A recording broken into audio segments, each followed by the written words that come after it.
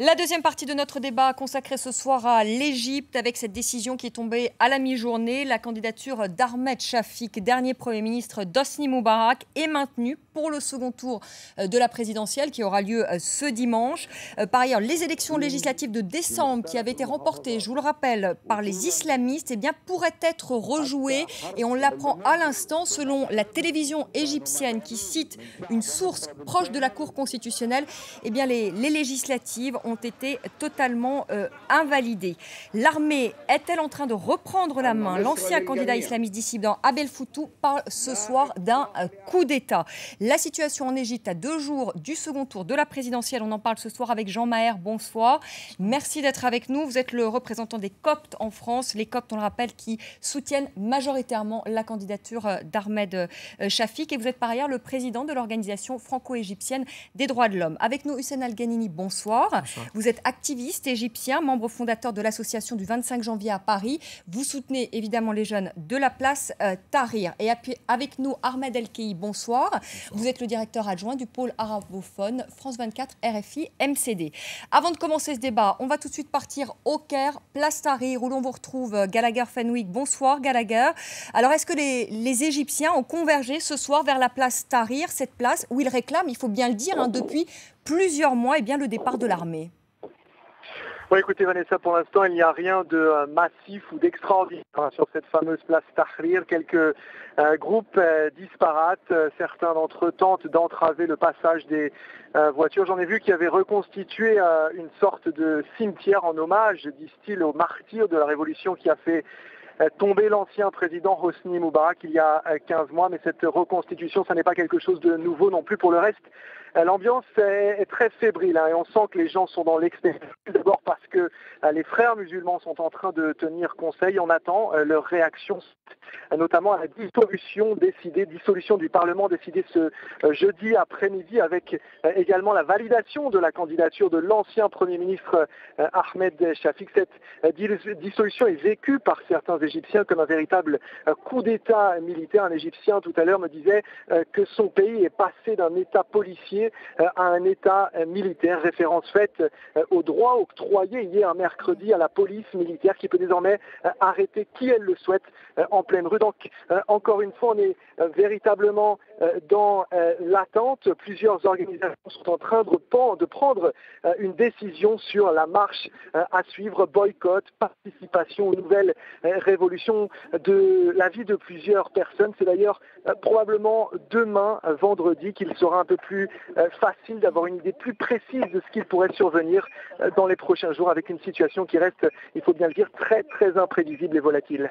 Merci beaucoup Gallagher Fenwick, envoyé spécial de France 24 en direct de la place Tahrir au Caire. Ahmed El-Kei, est-ce que vous pouvez nous expliquer le plus simplement possible, parce que la situation est extrêmement compliquée, ce qui s'est passé, comment on en est arrivé surtout à l'invalidation des élections législatives de décembre? Gallagher a été très clair. En ce qui concerne les détails juridiques, évidemment, ils sont nombreux, on ne va pas s'y attarder aujourd'hui, mais globalement, il y a eu un recours. Il faut bien comprendre cette question de recours devant la Cour constitutionnelle égyptienne pour valider ou invalider la candidature de Shafik. C'est une loi qui interdit aux caciques de l'Ancien Régime de participer à la vie politique. Cette loi a été déclarée inconstitutionnelle. Un autre recours, et ça n'a pas été forcément bien compris, puisqu'on aurait eu l'impression, écoutant certains commentaires, que la Cour constitutionnelle a décidé, comme ça, toute seule, d'invalider les élections législatives qui ont eu lieu il y a quelques mois. Eh bien, il y a eu également un recours au même moment, un recours qui aurait dû être étudié le 11 juin, mais qui a été étudié aujourd'hui comme la loi sur l'isolement des caciques de l'Ancien Régime. Et ce recours concernait également l'invalidité des élections législatives, une loi qui concerne la répartition des sièges, 2 tiers pour les partis, 1 tiers pour les indépendants. Et il semble que cette répartition, d'une part, et le fait que certains indépendants appartiennent également à des partis politiques et soient sur les listes de partis politiques, ait conduit à l'invalidation de cette élection. Alors évidemment, les interprétations sont nombreuses, celles liées à la mainmise de l'armée, mais l'armée a la mainmise depuis déjà un certain nombre de mois. Les islamistes étaient les majoritaires au Parlement, ils ont proposer un certain nombre de solutions aux Égyptiens à travers leurs prérogatives au sein du Parlement égyptien. Il semble qu'il y ait un mécontentement relativement général de cette pratique politique, mais en tout état de cause, les militaires gardent la main aujourd'hui en Égypte. Oui, alors voilà, Hussein El-Ghanini, ce qu'on peut dire ce soir, c'est que le Parlement, qui était à majorité islamiste, donc, va être dissous. Voilà qui arrange sans doute les militaires. Et la candidature d'Ahmed Shafik, qui est pilier donc, de l'ancien régime, plus précisément dernier Premier ministre d'Hosni Moubarak, eh bien, va concourir au second tour de l'élection présidentielle. Certains parlent ce soir d'un coup d'État de l'armée. Est-ce que c'est votre sentiment ce soir? Oui, mais le coup d'État a commencé il y a bien longtemps. Le coup d'État a commencé avec le référendum lancé par le Conseil suprême des forces armées. Le Conseil suprême des forces armées a demandé un référendum pour mandater quelques articles de la Constitution égyptienne, la Constitution qui date de 1971. Et après le vote qui était massif et majoritairement pour le oui pour changer cette Constitution, ils ont élaboré une déclaration constitutionnelle et ils ont arrêté l'application de la Constitution de 1971. Dans cette déclaration constitutionnelle élaborée par le Conseil des militaires avec l'aide et le soutien des frères musulmans, il faut le dire aussi, ils ont mis un article pour leur légitimer leur même mise sur le pays. Parce que dans l'ancienne Constitution, il n'y avait pas un article qui prévoyait, dans le cas de vacances du président, que le Conseil militaire prenne le pouvoir derrière le président. Donc, voilà. Donc pour vous, c'est la suite finalement de ce coup d'État. C'est la fin de ce coup d'État.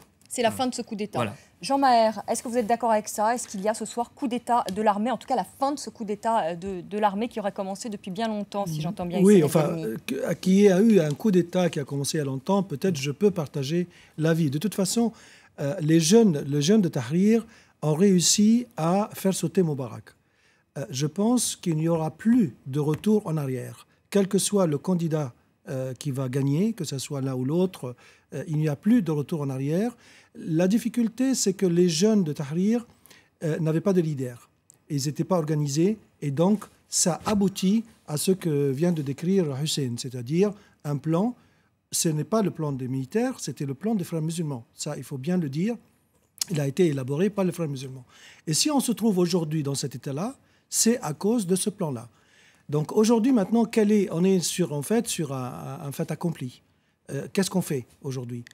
Faut-il voter pour l'un? Faut-il voter pour l'autre? Si le vote, on prétend que Ahmed Shafik, c'est le militaire. Il est peut-être le symbole du militaire, parce que c'est un ancien militaire. N'empêche il était quand même Premier ministre au moment de la bataille des chameaux sur la place Tahrir en février dernier, qui avait fait des morts. 33 jours.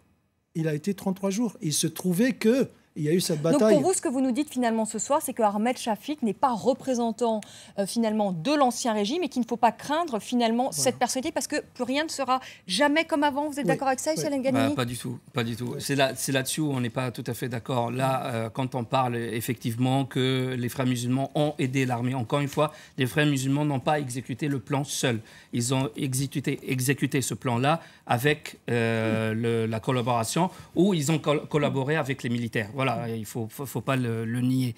Mais sur le fait que Ahmed Shafik ne représente pas l'ancien régime, Ahmed Shafik était ministre de l'aviation civile sous Moubarak pendant 20 ans à peu près. Il était son dernier Premier ministre. Et je ne pense pas qu'il y a une scène comme la bataille des chameaux se fait sans qu'il soit au moins au courant de ce qui se passe. Donc voilà, on ne peut pas nier le fait qu'il était collaborateur de Hosni Moubarak pendant 20 ans. Ahmed El-Khaï, quand j'entends les positions des uns et des autres, de Jean Maher qui représente les Coptes, qui soutiennent Ahmed Shafik, et celle de Hussein El-Ghanini qui rejette complètement cette candidature, je me dis mais qu'est-ce qui va se passer? Parce que ce scrutin est maintenu, on l'apprend à l'instant, l'armée donc maintient le second tour de la présidentielle. Qu'est-ce qui va se passer au lendemain finalement de cette présidentielle? Si Ahmed Shafik est élu, il y a peu de chances que les jeunes et les révolutionnaires de Tahrir acceptent les résultats de ce scrutin. Et ce sont les islamistes, au vu de ce que fait aujourd'hui l'armée, il y a peut-être peu de chances que l'armée accepte la candidature, enfin la victoire de Mohamed Morsi. Je suis ravi déjà de voir qu'il y a une pluralité de points de vue. Ce n'était pas souvent le cas en Égypte il y a peu de temps. Il y a eu quand même 25 millions d'Égyptiens qui se sont dirigés vers les urnes.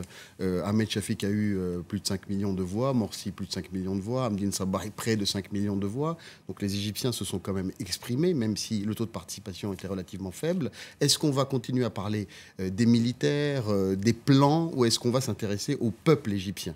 Est-ce que le peuple égyptien va souhaiter se diriger vers les urnes en masse pour faire un choix, ou même faire un choix de dire non, nous ne souhaitons pas participer, ou nous ne voterons pas pour l'un ou l'autre des candidats, mais il faut que cet élan d'expression puisse avoir lieu en Égypte. Et aujourd'hui, pour ce qui est de Shafik, on sait que la composante copte égyptienne souhaite plutôt voter pour lui. Il a fait une déclaration assez liée à son programme aujourd'hui, une conférence de presse où il a exposé un certain nombre d'éléments de son programme. Il souhaite une Égypte qui soit plutôt civile, pas religieuse. Il souhaite unir la population, il souhaite s'occuper des minorités, il souhaite la sécurité. Et donc, ça peut aussi être un appel à un certain nombre d'Égyptiens. Il y a de nombreux Égyptiens, il faut le dire aussi, qui souhaitent le retour aujourd'hui à l'ordre, qui en ont assez finalement de ce blocage, la baisse du tourisme, voilà. etc. Alors, est-ce qu'on déconsidère tous ces votes, tous ces millions qui ont voté, pour des candidats d'ailleurs différents, ou est-ce qu'on se dit finalement, on balaye ça d'un revers de main, on dit non, tout ça est totalement inconstitutionnel, ça ne peut pas avoir lieu, ou est-ce qu'on laisse ces positions s'exprimer, sachant que, quel que soit celui qui va être élu, il y aura des contestations, et je dis c'est tant mieux. Il y aura une opposition en construction, et le processus démocratique devra de toute façon s'installer en Égypte. Ouais, moi, je suis d'accord avec lui que le processus démocratique, il faut le faire. Je voudrais quand même préciser quelque chose au niveau de la position des Coptes. Les Coptes se trouvent tout simplement dans une, comme je disais, fait accompli. C'est ou le choix de l'un ou le choix de l'autre. Donc il est de toute évidence, comme tout Égyptien. Il ne faut pas dire, parce que sinon on va dire Ahmed Chafi, il est là à cause des Coptes. Non, absolument pas, c'est pas possible. Non, la position des Coptes, et d'ailleurs la position de l'Église, c'est que chacun vote selon sa propre conscience. Et donc la majorité des Égyptiens, y compris les jeunes de Tahrir, parce qu'au départ, dès le départ, ni militaire, ni religieux. Ça, c'était clair. Et le message, il est comme ça. Bon, aujourd'hui, comme je dis, la situation, elle est telle qu'elle est. On n'a pas le choix. Alors, soit, comme disait Ahmed, on va dire, on va laisser tomber tout ce qui a été fait, ou bien les candidats sont là et le vote sera là. Non, pour ceux qui soutiennent Shafik, il n'y a absolument pas d'analyse réductrice en disant c'est la composante copte. Il y a cette composante-là, comme ceux qui ont des intérêts plus ou moins proches avec l'ancienne époque. Oui. Il y a également toute la population qui souhaite un retour à la sécurité parce qu'ils vivent dans le chaos depuis un certain nombre de mois et veulent exercer leur métier. Et ceux qui souhaitent la laïcité. Voilà, et ceux qui refusent catégoriquement, et c'est peut-être aussi très important, un modèle islamiste en Égypte. Et ils sont relativement nombreux. Donc, ça fait que certaines composantes de la population égyptienne peuvent se retrouver à contre-courant, certes, mais à soutenir Shafik alors qu'il ne le souhaitait pas forcément. Alors, justement, les jeunes, Hussein Al-Ghanini, moi, je sais que vous avez voté pour Abdi Sabahi, qui était donc arrivé 3e, donc qui est un Assyrien de gauche. D'abord, vous avez voté qui? Vous, les jeunes de Tahrir, vont voter qui dimanche? Est-ce qu'ils vont voter Shafik, c'est-à-dire la laïcité, qui promet en tout cas la laïcité, le retour à l'ordre, ou est-ce qu'ils vont voter Mohamed Morsi, le candidat islamiste? Donc, il faut juste revenir sur le mot laïcité. Le mot laïcité tel quel, il n'est pas utilisé ni appliqué en Égypte. On parle d'un État civil. Oui. Un État civil, donc voilà, c'est pas forcément un État laïque. En opposition à une société religieuse. Voilà, mais c'est pas forcément un État laïque. Et donc, les jeunes de Place Tahrir, il y a une bonne partie qui vont boycotter les élections, parce que dès le départ, ils ont décidé de ne pas respecter le plan des militaires, parce qu'ils sont opposés aux militaires. Comme Jean l'a dit, ni militaire, ni religieux, on maintient cette position, ni militaire, ni religieux. Je ne favorise pas et je n'appelle pas les jeunes de Tahrir à boycotter ou à voter blanc. Ou bien vous êtes, il y a deux candidats, ou bien vous êtes pour l'un ou pour l'autre. Un vote blanc, ça veut dire qu'on favorise... Le vote blanc, c'est un mode d'expression aussi. Je parlais de la pluralité d'expression tout à l'heure. Il faut comptabiliser le vote blanc comme étant un mode d'expression s'il fait partie d'une expression politique qui d'ailleurs ne s'est pas souvent exprimée en Égypte. Donc pourquoi pas. Oui, sur le plan de l'exercice démocratique, ça c'est vrai. C'est vrai. Seulement, il favorisera quand même la candidature islamiste. Pas forcément. En termes de mobilisation, c'est possible, parce que la capacité de mobilisation des frères musulmans est très très importante, et on l'a vu au premier tour. Et elle dépasse la capacité militaire, à mon avis. Mais non, mais c'est pas que les militaires n'ont pas le droit de vote en Égypte. C'est aussi les anciens hommes d'affaires qui faisaient partie du Parti national-démocrate sous Moubarak. Tout ce réseau-là est aussi fort plus fort même, je pense, Il que n'y les a pas frères un million musulmans. d'hommes d'affaires qui peuvent voter. Oui, mais quand enfin, même. les militaires, ils ne vont pas distribuer... Les hommes d'affaires, ils ont des milliers de d'ouvriers qui l'huile peuvent voter ni de pour, viande. Ahmed Al-Key, moi je repose ma question. Si on voit bien quand même qu'il y a une volonté quand même peut-être de l'armée de se débarrasser des islamistes, notamment avec cette dissolution du Parlement, est-ce qu'ils accepteront la victoire de Mohamed Morsi ? Est-ce que c'est possible? Les positions de chacun sont l'acceptation du résultat des urnes. Morsi l'a déclaré, Shafik l'a déclaré. Nous sommes dans un processus, nous allons accepter le résultat des urnes. Mais ils ont dit la même chose aussi pour les législatives. Tout le monde a dit qu'ils allaient accepter le résultat des urnes et on arrive 6 mois après à une dissolution du Parlement. C'était le second point. L'armée, en ce moment, a un peu de mal... Est-ce qu'elle est prête à lâcher le pouvoir, l'armée? C'est ça la question. Elle a du mal surtout à faire confiance aux islamistes. Il y a eu des négociations, comme l'a dit Hussein, évidemment, avant que tout ce processus se mette en place. Les islamistes ne semblent pas avoir respecté les accords, en tout cas confidentiels ou en secret, qui ont été passés avec l'armée. Et aujourd'hui, l'armée n'a plus confiance et a voulu montrer qu'elle était capable de reprendre en main très très facilement les choses. Et à cela s'ajoute le sentiment d'une partie de la population égyptienne qui n'a pas adhéré à la manière, à la gouvernance, entre guillemets, des islamistes quand ils ont été élus au Parlement. Et ils ont peut-être aussi profité de ça pour marquer, encore une fois, leur territoire en Égypte. Ils sont responsables, il ne faut pas le nier. Les frères musulmans sont en grande partie responsables de ce qui se passe maintenant, avec bien sûr la collaboration des militaires. Ils ont eu la chance d'être élus, pour la première fois être majoritaires. Ils ont fait pas mal de faux pas. Qui a énervé pas mal de jeunes. Notamment, ils ont promis de ne pas se présenter à la présidentielle et voilà à la présidentielle. Entre autres, moi, je ne suis pas là pour les défendre. Je ne fais pas confiance aux frères musulmans. Je ne fais pas confiance aux militaires. C'est tout simple. On maintient notre position dès le début, c'est qu'on veut la révolution pour tout le monde. Pour les frères musulmans, ils sont là pour ceux qui acceptent leur loi, entre guillemets, et les militaires sont là pour maintenir les intérêts économiques de l'armée. Voilà, c'est très simple. Dernière question, Hussein Al-Ghanini. Demain, on a eu Gallagher Fenwick au début de ce débat qui nous disait que pour l'instant, il n'y avait pas grand monde place Tahrir. En tout cas, il y a toujours la circulation, il n'y a pas de problème de circulation, donc il y a peu de monde. Est-ce que demain, les jeunes vont retourner sur la place Tahrir? Demain, c'est vendredi, jour de prière. Est-ce qu'il y a un appel à la mobilisation pour contester cette décision? Il y a un appel parce qu'en fait, ils prévoyaient un petit peu cette décision, surtout quand ils ont passé le décret en remettant, entre guillemets, l'état d'urgence. Est-ce que je vous pose une question à Hussein, si pour lui l'Égypte c'est la place Tahrir? Non. Oui, alors ça on dit toujours, parce qu'il y a 85 millions d'Égyptiens. Non, c'est pas en termes de nombre. Même en termes de symbole. Une vraie révolution, est-ce qu'il ne faut pas la faire plus sur le terrain? C'est ce que la dernière fois j'ai dit, il faut aller dans les rues. Il faut aller les gens, il faut marcher, il faut rencontrer les pauvres, il faut discuter avec eux. Voilà, c'est pas que Place Tahrir. Et je pense pas que c'est la mobilisation en Place Tahrir, c'est la seule solution pour s'en sortir. Merci infiniment à tous les trois d'être venus sur le plateau de France 24. Le second tour évidemment de la présidentielle en Égypte, on la suivra sur notre antenne. Elle opposera donc Ahmed Shafik à l'islamiste Mohamed Morsi. Scrutin donc qui a été confirmé ce soir. Un grand merci à Marc Rognon, mon chef d'édition, qui nous quitte ce soir et avec qui j'ai eu un infini plaisir à travailler avec lui durant plusieurs années, on peut le dire. Merci et bonne chance à lui. Très belle soirée. Je vous retrouve demain à 19h10 pour une semaine dans le monde. Toute l'actualité de la semaine décryptée par nos éditorialistes. À demain.